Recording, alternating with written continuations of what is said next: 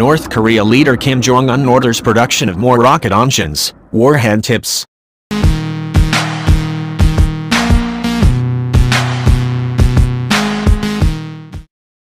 North Korean leader Kim Jong Un ordered the production of more solid-fuel rocket engines and rocket warhead tips, the North's official media said on Wednesday in a report otherwise lacking threats against Washington after weeks of heightened tension.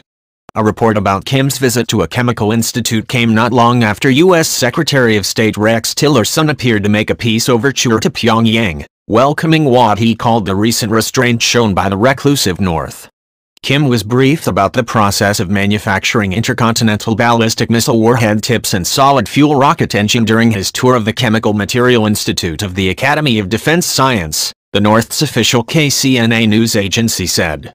North Korea has conducted 2 nuclear tests and dozens of missile tests since the start of last year, significantly raising tensions on the heavily militarized Korean peninsula.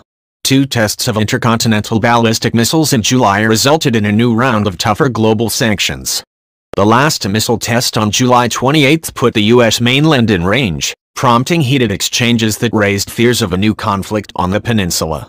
Tillerson, however, noted what he called the restraint the North had shown lately and said on Tuesday he hoped a path could be opening for dialogue sometime in the near future.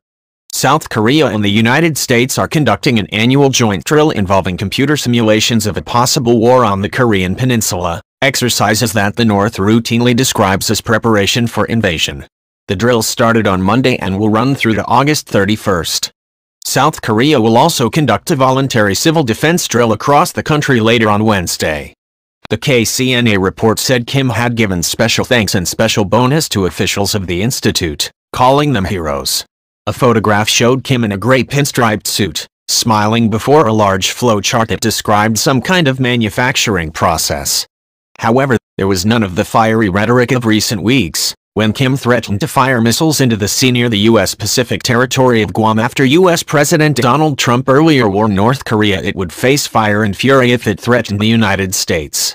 New U.S. sanctions announced on Tuesday target Chinese and Russian firms, as well as individuals, for supporting Pyongyang's weapons, nuclear and missile programs.